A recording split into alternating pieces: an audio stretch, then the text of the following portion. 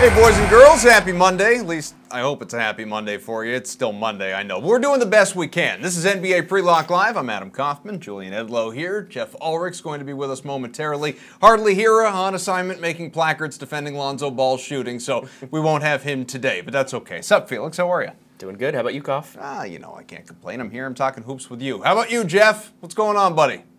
I'm doing great. How you doing, Kaufman? How you doing, D-? All right, there we go. I was concerned we were going to be a little too polite for too long, but that's right there out of the way. In case right you're not if you're not a recurring viewer of the show, it's because Geoff doesn't think very highly of Julian's picks a lot of the time. So D-, just barely a passing grade. We've got a jam-packed show for you tonight. As always, we'd be lost without you. So get your questions in on Facebook Live, right in the comments section, or with the hashtag DKLive on Twitter. First, though, let us take a look at the slate. It is a short one, just 7 games, so strategy is that much more important. You see it right there. A couple games beginning in an hour. Cavaliers home against the Pistons, about 220 projected points. Pacers and Bucks as well. Suns and Heat anticipated to produce about 220 in that same range, clearly. Also, Suns hot, so that's fun. And later, Lakers, Blazers in the high game of the night. Around 225 total points expected at the Staples Center. So, guys and Geoff, I will begin with you from afar. You targeting the Lake Show and Blazers, or are you looking at another game?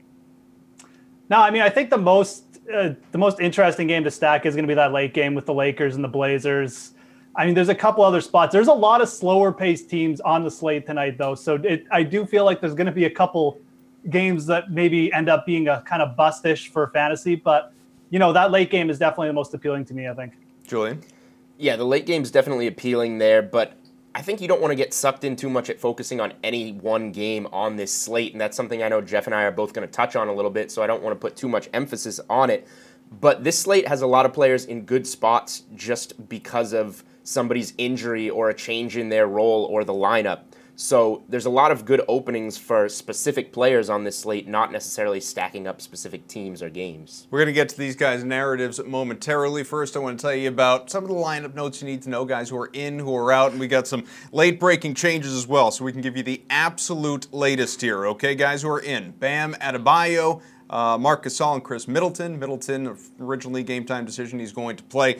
Following players out: Kyrie Irving, that's a big one for the Celtics. Tyreke Evans out again. Andrew Harrison, Tristan Thompson, he's dealing with that issue. He's going to be out a while now. Mario Chalmers, Robin Lopez, Brandon Ingram, Tyler Zeller, Wayne Ellington, and Trevor Booker. A couple other notes: Jarrell Martin, Daniel Tice, they are probable. LaMarcus Aldridge, Tyler Johnson, Wayne Ellington. Let's see, actually. Deontay Davis. Just got ruled out. Yeah, he's ruled out. Deontay Davis, Mo Harkless, they are questionable, and Troy Daniels doubtful. So that's where things stand at the moment. Again, we want to get questions from you. It's why we're here for the next half hour or so. Use the hashtag DKLive on Twitter or, of course, Facebook Live right in the comments section. Whatever you're wondering, as far as lineup construction goes, we can't build your lineups for you, but we can sure as hell give you quite a bit of advice. Again, it's what we do. So first spotlight, let's jump to the narratives. Julian and Geoff, they're each going to give you 2, and we'll reflect, we'll learn a little bit, because we figured the way we look at it, you guys have been busy all day. You haven't had the opportunity to really dissect, to learn, to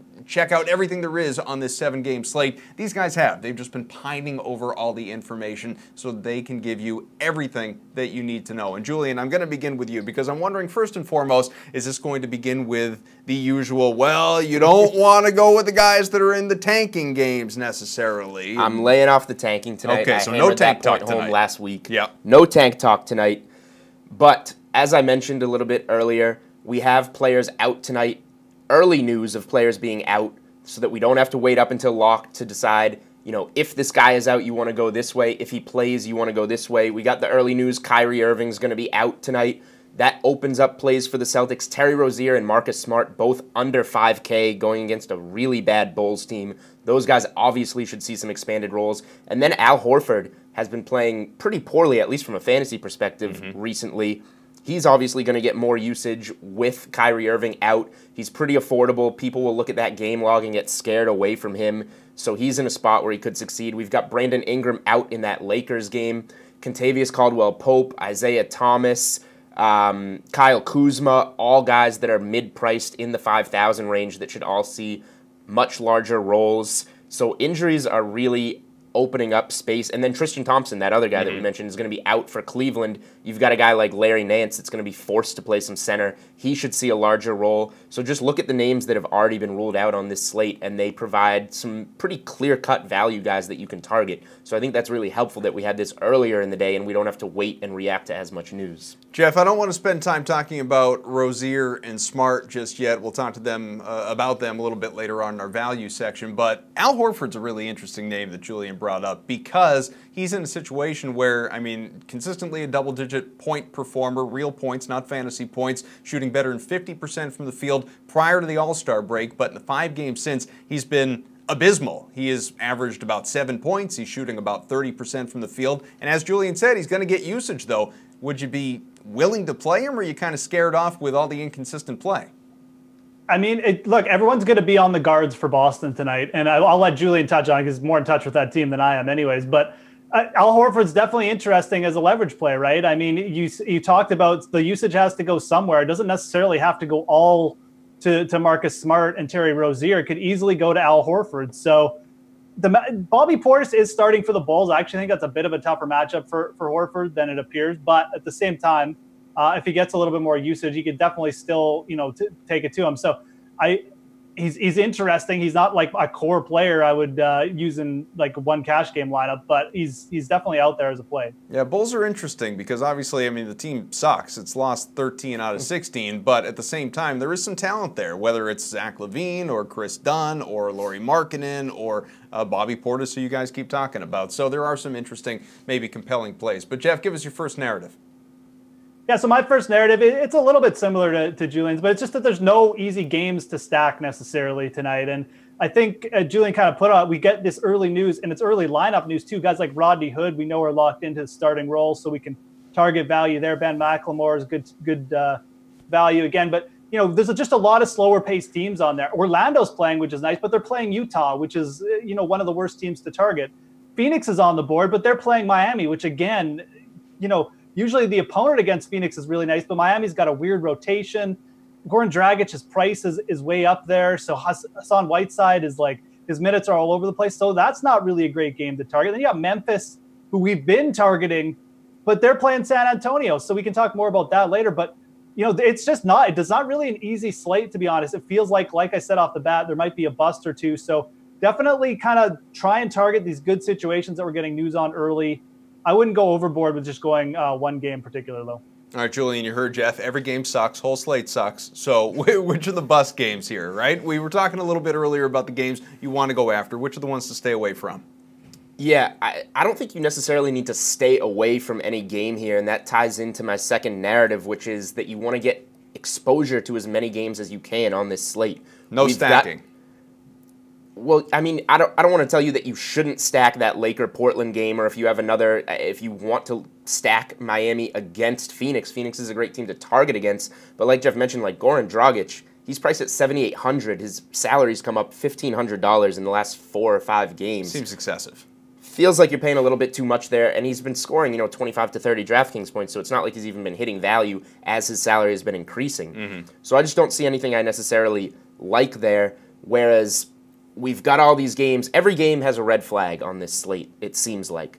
There's not necessarily one that you want to stack, but there's also nothing that says you absolutely can't touch this game. So I think getting exposure to as many games as you can and kind of scattering, we mentioned Terry Rozier and Marcus Smart. Maybe you only go with one of those guys. I mentioned those 3 Lakers players. Maybe you only go with one of those guys and scatter it across so that you can get exposure to as many teams on this slate as possible, because we don't necessarily know where the best value is right now. So I think mixing and matching rather than stacking could prove to be a much more valuable strategy on this specific slate, which is different than we usually talk about. All right, but short of listening to you two bozos, what's the process of choosing wisely? If you're going between Smart and Rozier, if you're going between one of those LA guards, I mean, how do you choose? If you're making multiple lineups, it makes it a lot easier to choose because you can scatter those guys in. If you're going with one lineup, I would say really it just comes down to construction. If you prefer, Smart and Rozier are only $100 apart, so you can probably have whichever one of those guys you like best. Terry Rozier, in my opinion, probably has the better, bigger role there with Kyrie Irving out. And we don't know who's starting yet. We don't know who's starting yet. If that might change pending the starter. But when you talk about the Lakers, all those guys, Kuzma KCP, Isaiah Thomas, all in really good roles. I guess if you're going to choose a guy there, Kentavious Caldwell-Pope has been playing crazy minutes lately. I think 43 minutes in his last game. That was with Brandon Ingram out. Brandon Ingram's out tonight, so that would seem favorable for him. I think it just comes down to, what is a player's salary? Those guys are kind of scattered in salary. Kuzma, 5,400. Isaiah Thomas, 57.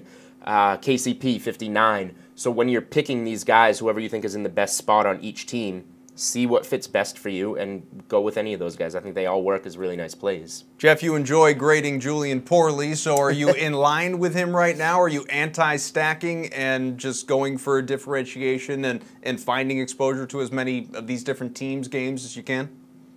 Yeah, I think so.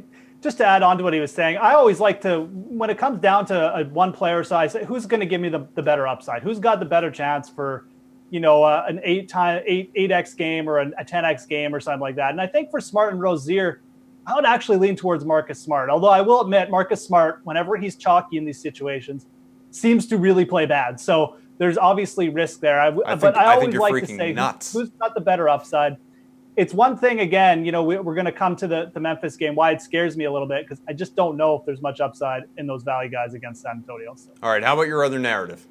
Okay, so my other narrative is, can we still trust the Grizzlies' value? This has been, the last 2 weeks I've been doing this show. It feels like every show it's the Grizzlies. And it's good reason. They've returned good value. Andrew Harrison is out. Then Ben McLemore became good value. My boy, Jarrell Martin, not Jarrell Wright. Jarrell Martin has been good value, but his price is a little bit up now. And now Marc Gasol's back in the lineup. The Memphis Grizzlies have the worst implied team total on the slate. I think it's 95 points as we're talking here. It's around there. They're playing San Antonio. They're basically 10-point underdogs. I don't know if I would trust these guys tonight. Just feels like there's too many other players in a few better upside spots to me. If I was going to go with one player, that would probably be McLemore, because he's going to be involved as a point guard. He's going to be getting some more usage. But Marc Gasol's back too, so that might cut down him a bit. Colby Simmons at 3,700. It's kind of interesting because he's so cheap, but man, you're taking a big risk there of a dud with any one of these value guys, in my opinion, tonight. You could still play them, but I would not play more than one, and I would be really careful with it. All right, get your questions in with the hashtag DKLive on Twitter and, of course, Facebook Live right in the comment section. You can dump them in. We'll get to them. Let's start here with one quick one. I apologize, I didn't get your reaction to what Geoff had to say. I'm doing that. Geoff always gets to react to it's not because it's not because I don't care personally what you have to say. It's because the clock doesn't. We got to move on. We got a lot of stuff to do. All right, so our first question, folks, comes from Adam. Hey, guys, better spot, Booker against the Heat or Mitchell against the Magic? How about I let you go first? Booker against the Heat or Mitchell against the Magic? I mean, targeting against Orlando is probably the best way to go here. The Orlando Magic, one of the worst teams defensively against both guard positions, and Mitchell is a combo guard. So Mitchell a little more expensive than I would prefer, but I think Donovan Mitchell has definitely the best matchup that I would look at there. Booker going against the Heat, a slower pace team that he's going against, as Geoff mentioned, so... Yeah, again, this comes down to what I mentioned off the bat. It's just bad. Nothing is really that appealing. I would go with Mitchell, too. It's really close, I think. I think Devin Booker could be due for a bounce back because he had a pretty big dud yesterday. But it is Miami. So I would go with Mitchell. And I will say this. If you're going to play Mitchell, think about going with like Vucevic or Aaron Gordon on the other side. Because if Mitchell has a big game, it's probably because Vucevic went off or something like that and kept the game close. So just something to throw out there. His price is really depressed tonight at 6,900. Vucevic. Who is this Vucevic? Vucevic. I swear, I keep saying this off the air, and I know the producers are listening. Here's at some point in time, we don't have to do it this week, but it may be next week. We need like a Hooked on Phonics style, teach Geoff how to pronounce NBA name segment. I think it'd be good entertainment for the What? Vucevic. No, Vucevic. Okay. Say it with me. Vucevic. Vucevic.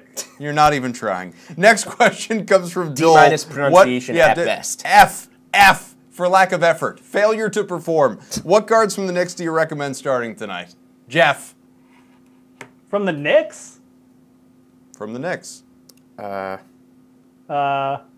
think they're on this slate. Ain't no Knicks on the slate. Well, yeah. If you were... That would be real contrarian. Yeah, right? If you're looking to lose, listen, I give you the questions that I have in front of me. All right, here's what I want to do. I want to take another look quickly at the slate, show you what the games you're working with are. 7 different games once again, and a couple of high totals, especially that last one, Blazers and Lakers. While you're looking at that, I want to tell you about some of these lineup notes you need to know. Guys who are going to be in tonight: Bam Adebayo, Marc Gasol, and Chris Middleton. Those who are out: Kyrie Irving, Tyreek Evans, Andrew Harrison, Tristan Thompson, Mario Chalmers, Robin Lopez, Brandon Ingram, Tyler Zeller, Wayne Ellington, and Trevor Booker. Other lineup notes as well: Jarrell Martin, Daniel Tice, both probable; LaMarcus Aldridge, Deontay Davis, Mo Harkless, they're questionable; Troy Daniels is doubtful; and Tyler Johnson, a game-time decision. That's where things stand at the moment. Of course, as updates come in, we'll let you know. But let us go to the top anchor and value plays. Now, this is really very simple conceptually. Again,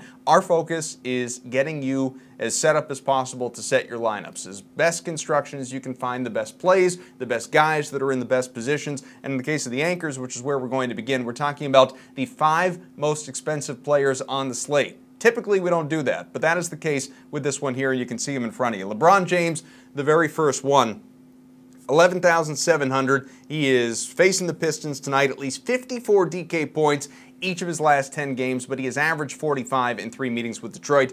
Greek Freak, Giannis, 10,400. In Indiana, he has touched 60 points in 2 of his last 4, tagged the Pacers for 50 3 nights ago. Dame Lillard, 9,700 at the Lakers, 50-plus points in 3 of 4, 47 against LA in November. Andre Drummond, 9,500 in Cleveland, minimum 40 points in 3 of 4, put up 71 opposite the Cavs in January, also a couple of duds against them. And Vic Oladipo, 9,100, facing the Bucks, at least 40 points in 9 of 10, including 43 in Milwaukee. So you see the 5, you see all the stats, you hear some of the numbers. Oftentimes, most times, when I say points, I'm talking fantasy points, not real points. But what I want from these guys is the one guy of that group that stands out above the rest. The man you got to start your lineup with.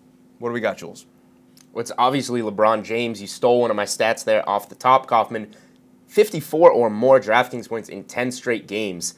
We've talked about all the scattered games. There's no good game to target, this, that, about this slate. So why not take a sure thing in LeBron James, who's been giving you that consistency? And not only has he had a floor of 54 points over those games, he's shown a ceiling of 80 DraftKings points during that span as well. And in 3 of his last 4 games, he's been between 65 and 70 DraftKings points. So he's been doing a little bit better than that 54 of late. The Pistons rank, I know you mentioned he's had poor games against Detroit this season. Detroit ranks 26th in terms of DraftKings points allowed per game to the small forward position. So this is a good matchup for LeBron here too, and eventually he's going to take advantage of that, you would think. So he's in a much better matchup than people think. And then finally, no Tristan Thompson. Larry Nance is the player that's really going to help the most.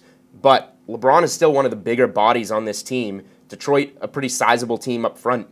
So if it's even possible for LeBron to see more minutes, it might be even riskier for them to take him off the floor tonight. So we might see even more minutes than we're used to. So combine all of that, and there's really nowhere else you can look on this slate to start your lineup besides LeBron James. Yeah, just to build on that before I go to you, Geoff, I mean, all the different reasons that Julian just gave you, especially the lack of Tristan Thompson, as we know, no Kevin Love. The Cavs are kind of reeling since putting together this new look roster, this remodeled roster that everybody celebrated for the first 2 games. And there's a little bit of pressure there in Cleveland to actually, I don't know, perform and stay in that 3 seed. So I think LeBron has triple-double written all over him tonight. Like, this guy is going to have to go crazy to get a win, and I think he knows it, and that's typically when he performs. But, Geoff, try and talk us out of it. Who do you have?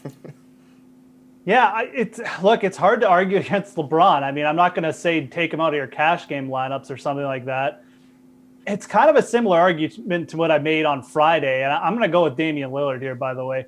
I don't necessarily think LeBron James is going to be a huge dud, but again, I do think that this it's not exactly the greatest matchup in the world. It's a 6-point point spread. The Cleveland Cavaliers haven't been playing that well. I feel like LeBron James might just have an off night at some point. Not really great arguments, but I will make a good argument for Lillard. He's $2,000 cheaper, and he's playing in a better game. It's a really close point spread. It's only 2 points between the Lakers and the Portland Trail Blazers. This is going to be, it's got the biggest total of the night. The Lakers are bad against the point guard position. They're bottom 10 team in terms of DVP, so that's good. And again, you just have the Blazers going into LA. I just think it's a spot where Lillard is going to perform. He's got a locked in minutes, well over 35 minutes pretty much every night. I just feel like you can take the $2,000 discount here fade LeBron and make a lineup that just has more upside. So, look, if LeBron makes a triple-double tonight, that's fine. I still think that you can actually win without him. We're going to see if I'm right or not. I could be completely off my ball, but we'll see. I really do think Damian Lillard, when you come down to the price, I think he's just as good, if not better play than LeBron James tonight. Now, you could play them both. That's probably an option too, but I do like Lillard almost as much as LeBron. So, Julian, I didn't love Geoff's argument until he brought up the part that I was going to bring up, so I'm glad he did, which is the $2,000 savings. At a certain point in time, it obviously becomes not just about the best player, but about lineup construction. If you can offset that $2,000 with two players that are better than LeBron and player X, who's much, much cheaper, clearly, then you're still winning. You're not worried about LeBron going off. But the interesting little wrinkle there to what Geoff said at the end is, would you build a lineup that has both of them? Right. I mean, I think there's the value on this slate that would allow you to build around both Lillard and LeBron. I think you have to first get LeBron James in your lineup and then go from there. If you want to pay down for certain guys, there is the value that can easily fit Lillard in. Well, hell, you could put those two guys in, then both those Celtics guards that you keep talking about. Yeah, for sure. And there are other cheap plays that we'll get to. We're about to hit on the value section that would allow you to do this. I also think that if you're going to go LeBron and not touch Lillard, there are some mid-priced guys that I would like. A TJ Warren, for example, in the $6,000 range. Bobby Portis in the $6,000 range. There are guys that if you start putting them with LeBron, you're not going to be able to fit Lillard. So I would say go LeBron. Figure out how you want to build around him. If you want that to be Damian Lillard and LeBron James, you can certainly fit that. If you want to take some different mid-priced guys, those Laker guys, the $6,000 guys I just mentioned, you can do it that way. I'm not opposed to either. Geoff, do you have conviction about this, or are you just upset that Julian took LeBron first? No, I mean, I really do think Lillard, when it comes down to price, is, like I said, he rates out just as good tonight because, I mean, I really do feel like it's an upside spot where 60 points is within reach. So keep getting your questions in with the hashtag DK Live on Twitter or Facebook Live right in the comments section. But before we go to more, let us go to those value plays. All right, we'll show you who we're talking about here. There's some interesting ones, some names that we've already brought up. Larry Nance going to be at the top of that list among the guys that we were really focused in on here in the office today. 5,300 starting against the Pistons, at least 23 points his last 5 games, often in the high 20s. Terry Rozier, 4,900 in Chicago. Again, no Kyrie Irving. That applies to both he and Smart. Double-digit points in 13 straight games. At least 20 fantasy points in 15 of his last 16. He's just been going off. Smart, $100 cheaper. Again, no Irving. At least 21 points in all 5 of his games since coming back from that lacerated hand when he so stupidly punched a picture. Reggie Bullock, 4,600. In Cleveland, at least 20 DK points in 9 of 10. Went for 30 twice against the Cavs. Ben McLemore, 4,500 in San Antonio, 68 points his last 2. So, Geoff, let's begin with you on this one. Which of these value guys really stands out to you? I'm going to go to Detroit. I'm going to go with Reggie Bullock. And I think Detroit's a pretty good target tonight, too. Their implied team total is above their season average.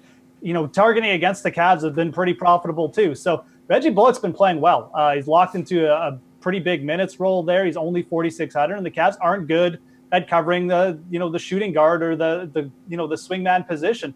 Gary Harris just went off against them. A couple other guys have had really good games in that spot.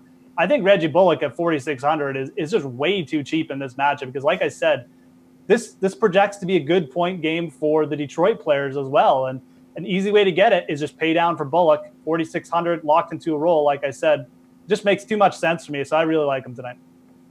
What do you think about that? Yeah, I mean, Reggie Bullock is in a good matchup. He is a little bit underpriced, so I agree with Geoff there. But however, he's in his typical role. It's a good matchup. He's a little underpriced, but there's nothing that really stands out about Bullock tonight that makes him a must play, although I think he's a good play. On the other hand, for $300 more, you have Terry Rozier at 4,900, who should stand out for obvious reasons. No Kyrie Irving. That's going to give him huge usage. We look at the games where Kyrie's been out this year, 2 in particular, 58 and 48 DraftKings points for Terry Rozier in a couple of starts that he got with Kyrie Irving sidelined. We're going up against a bad Bulls team. They rank 20th defensively against the point guard position. So there's just multiple reasons that Terry Rozier is in a home run spot. and should be considered a far more elevated play than guys that are in their standard roles. No injury for Detroit that necessarily makes a guy like Bullock any more attractive. So that's why a guy, for me, Rozier stands out significantly more, as would Marcus Smart at 4,800, because he should get a lot more minutes and usage as well with Kyrie out. But we just spoke about that LeBron and Lillard scenario. Do you want to play those guys? Do you want to play any two studs together? If you're going to do that, you're going to need a lot of the guys on the list that you just saw. So I'm all for pairing a lot of these guys up and going in on that kind of lineup, stars and scrubs. Well, here's a quick question for Julian, because this might be a question people get anyways. Would you rather Ben McLemore than Reggie Bullock? So I think you're right about Reggie Bullock being in a good matchup and being the safer play. If you want to go in a GPP and go a little bit more contrarian and go towards Ben McLemore, he's obviously a guy that probably isn't getting as much hype right now. McLemore showed a huge ceiling. I think it was 37, 38 DK points in his last game. And we know that Andrew Harrison and Mario Chalmers are out. Somebody has to play point guard for the Memphis Grizzlies. Kobe Simmons, a name that pops up, but the real answer is they don't have a point guard tonight. So Ben McLemore is probably the best suited to play that position. So Ben McLemore definitely stands out as a guy that you can roster as well. If you want to roster Rozier, Bullock, and Ben McLemore, I have no problem with that. Let me cut you off there because we just had some news come in that I am personally floored by, and this may actually impact how you view your value plays tonight and how you're setting your lineups, particularly around this Celtics game. Goes to show Brad Stevens, always unpredictable. The man starting for Kyrie Irving tonight is Shane Larkin. Shane Larkin is going to start, so he's keeping that bench intact. The bench that has been so good over the last handful of games since the All-Star break, averaging better than 50 points combined for that second unit, those reserves. He's taking Shane Larkin off, putting him in the starting group, and leaving Rozier and Smart in their natural roles. How do you feel about that? Would you play Larkin? I feel like he's cheap. Yes, I mean, Rozier and Smart definitely have to be downgraded. I still think that they're good plays. They have to be. Those guys are going to get the minutes. But Shane Larkin obviously jumps into an obvious role here. I'm trying to just look up his salary really quick so we can give that to you guys. He's $3,200. $3,200. So you're not going to find a cheaper guy than that that's going to be relevant on this slate. He's starting. Would I be scared of how many minutes he might wind up with? Well, that's what I was going to say, Geoff. That's the thing with we've seen it with Daniel Tice, with Aaron Baines, with it's all well and good that Shane Larkin is starting this game, and maybe it is intriguing at 3,200, but he could also still only play 12 minutes. I'm gonna defer to Julian on this, but I'll just throw this out there too. Shane Larkin isn't that good, right, Julian? Like he's had flashes. A guy who's probably not going to average like a fantasy point per minute while he's out there. He's had a couple of games where he takes over in the fourth quarter late in a blowout, basically. He's had some decent scoring games this season, but for the most part, he would have to get hot to really do well on a per-minute basis. The obvious thing here is the salary, $3,200. Is that more attractive than Rozier at $4,900? There's no way that Rozier and Smart don't see larger roles than they're accustomed to with Kyrie Irving out, even with them both coming off the bench. But this obviously throws a little bit of a wrench in things. You've got to downgrade those guys a little bit just because they can't possibly get as many minutes if they're coming off the bench. Well, or is Larkin a guy that's out there looking to pile up assists, right? Trying to facilitate to Jaylen Brown, to Jason Tatum, to Al Horford. And not worried about his points. Right. I would have assumed that whoever was starting in that role would be, looking to be a distributor first and have some scoring upside. For the price, honestly, Shane Larkin has to be on the fantasy radar now, whether it's probably more likely on the GPP radar as a punt play. Now you can really fit LeBron and Lillard if that's what you want with a guy that's 3,200. Not going to find a lot of starters that are 3,200. For sure. So in cash games, I would be a little more scared off because what if he does start and play 12 to 14 minutes? Right. But in terms of GPPs, that definitely opened up even more value to help you pay up for those stars. All right, let's take a question, fellas, because they are rolling in. Next one comes from Alexander. Dragic, Ball, or Bledsoe? What do you think, Geoff? I liked Bledsoe, but now that Middleton's playing, I would go with Lonzo Ball, personally. I was hoping to disagree there, but Lonzo Ball is the better play there, I think. No Brandon Ingram there, so a little bit more usage for Lonzo Ball.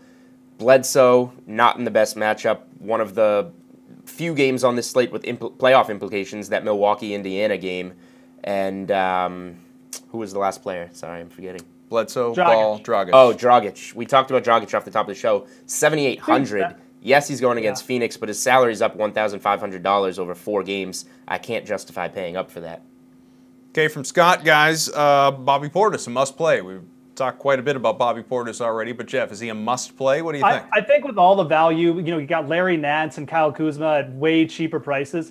He's not a must-play, and it's not a good matchup either. I mean, I like Bobby Portis. I think he's a good GPP target, but there's way too much value underneath him tonight to say he's a must-play. And I'd probably not really a cash game play either. Keep in mind, Julian, this guy's living on the bench fighting for minutes. He's not exactly well-regarded in a good spot right now. I don't mean in this matchup. I mean within the organization. They're not happy with him at all at the moment. Right. I don't think Bobby Portis is a must-play. I think he's a good play. If you want to roster him even in cash games, I would be fine with that just because I think he's in such a good spot in terms of minutes that he's going to get, and he definitely gets the ball up when he's out there in terms of shots. He has historically gone off against the Seas a couple of times, too. Once in the he playoffs has done that. This year once, right, in the regular season. He did earlier in the season. That game that the Bulls won in Chicago, that Kyrie Irving sat out. So we've got a similarity there. Connecting dots. Connecting some dots there. What we're doing here. So must play, no, but he's a good play. All right, next one here from Doug. Value play toss-up, Bender or Lopez, Geoff? I assume we're going Brook Lopez here on the Lakers. I would guess Bender. I'm not really in love with either of these guys. You can just pass. Just pass on both. I'm going to pass. I don't think you should play either, to be honest. I would go Bender. Do we have any news on Tyson Chandler? You worry about your stuff, and I'll worry about mine, Geoff. Answer this question first, and we'll see what we've got. Bender is a good play. He's $3,900. He's under 4K. He's topped 20 fantasy points in 3 of his last 4 games. He's shown a ceiling of 28 fantasy points. He's getting more minutes. If Tyson Chandler does play, I don't think he's going to, but if Tyson Chandler does play, the Suns have no reason to give him real minutes when they're trying to work these young bigs into their rotation. See what they have in Marquise Chris and Bender. Bender makes sense. He's starting. Tyson Chandler is going to start tonight. All right. I still want Bender. Give him to me. Yeah, I agree with Julian. I would take Bender, too. I'm not in love with it, but 3,900, he's still very persuasive. Okay, next one from Mike. Salaries allowed for Chicago, LA split stack. Good value or recipe for disaster? Jules. So he wants to stack the Bulls and Lakers. That's what I'm saying. All right. The Lakers, sure. The Bulls, no. I don't see how you can stack against the Celtics on a slate like this. I know they're missing Kyrie Irving. Maybe it's a better game than I think, but if you want to stack the Lakers, I think, sure, go with that, and then scatter your lineup around some different other teams. If you're going to target a Bull tonight, just take Portis, and I wouldn't go with anyone else. I think Portis has the best upside. I know I just said there's better plays because they're cheaper, but Portis does have good upside, and that's the only Bull that's on my radar. I mean, Geoff said there are better plays, but his point, I think, is there's not better plays on the Bulls than Bobby Portis. So if you're going with a Bull, it's probably Bobby Portis. Okay, again, we're about 20 minutes away from lineup lock. This next one from NFL Hall of Famer Marcus Allen. Will Blake Griffin exceed value tonight, Geoff? Oh, man, I hope so, because I'm probably going to use him in my lineup. But look, he's played well the past 2 games. Maybe he's starting to figure it out. Maybe things are getting loose up there. It is a good game. Like I mentioned, Detroit is in a good spot too. They're above their season average as far as, implied total, whatever, if you believe in that. And look, targeting against the Cavs is profitable. So I still think he's way underpriced, 7,900. Blake Griffin, he throws up duds every now and then, but I think he can take advantage tonight. Definitely like the upside in this spot. Got that same love for Balake? What do you got? Yeah, Blake Griffin was looking really shaky there for a while. Bounced back with a pair of games over 40 DraftKings points. He's still under 8K. He's got the matchup against Cleveland, who does not have Tristan Thompson. So, yes, Blake Griffin hits value tonight. Okay, from Chris, Jaylen Brown or Terry Rozier? Interesting. Why don't I begin with you? Even with the Shane Larkin news, it's still Terry Rozier. Jaylen Brown doesn't necessarily have anything that benefits him other than a decent matchup against Chicago, but his role will be what it normally is, whereas even with Rozier surprisingly playing behind Shane Larkin, he will surely have a larger role than he typically does. Geoff? Yeah, Rozier, just take the easy way out. I mean, this Shane Larkin news doesn't even faze me, to be honest. One of Marcus Smart or Terry Rozier is going to have a big game. They're going to see a boost in minutes. I feel like Shane Larkin's going to just get the ceremonial start. He might even start the second half, and that'll be it. I feel like Terry Rozier is usually the guy there. Marcus Smart could easily go off too, but one of the two is going to have a big game. And if you had to choose between Brown and Rozier, I'd go Rozier. Last question, Geoff, you can go first here from Christopher. How do you feel about Selden Jr. on Memphis because of all the injuries? Little too deep. Again, it's San Antonio. For me, it's Ben McLemore, maybe Kobe Simmons, and that's it. I just feel like we got too much other better spots to target, so I'm out. Really don't want to go overboard on Memphis tonight, in my opinion. Yeah, Ben McLemore is the guy that I figured to have the larger role there, but if you want to go really contrarian in a GPP, could Wayne Selden have that role? Definitely. He played a little bit of point guard in Kansas, I think, in college. That's at least what I remember him doing. And Memphis just doesn't have a point guard, so somebody's going to have to do it. So if that's what you want to give a try in a GPP, go for it. Final thoughts. Geoff, go ahead. Don't be afraid to be a little bit contrarian tonight. I do feel like there's going to be a couple duds out there, like I said. I mean, we'll see what happens, but it really is one of those nights where you just want to take some of these easier spots and not think too much about it. Don't go crazy on one game. Although if you're in a GPP and you do go, nuts on, say, like the Utah and Jazz, maybe that'll give you a good leverage. So it's a night where I feel like you don't necessarily have to just swim with the tide. You can be a little bit different, and it might pay off big time. I'll tie my final thoughts into the week a little bit beyond this slate. It was just reported that Kyrie Irving, it was acknowledged by Brad Stevens that Kyrie Irving might be out through the week. So as we watch the Celtics tonight, we'll see what it looks like with Shane Larkin starting. We'll see what Terry Rozier and Marcus Smart's roles are. And then maybe later in the week, if Kyrie Irving does miss another game or two, we'll have a much better idea of how we can capitalize on that situation. So we're kind of guessing on it tonight. How much will Rozier, Smart, Larkin, how will they share those minutes? But we'll get some answers tonight, and it looks like we might be able to use this scenario in another slate this week. All right, Celtics do not play Wednesday, but we will be with you on Wednesday for another full slate. NBA Pre-Lock Live will be coming at you. But again, you've got now 17 minutes until lineup lock tonight with a 7-game slate. I'd encourage you, go back on Facebook Live, rewatch sections of this one. I'd encourage, I guess, especially the anchor and value segments and then some of the questions toward the end just so that you're fully up to date. Squeeze in what you can while you set those lineups. Best of luck. Go win some money. Talk to us again on Wednesday, 6 o'clock, Pre-Lock Live, right here on Facebook Live.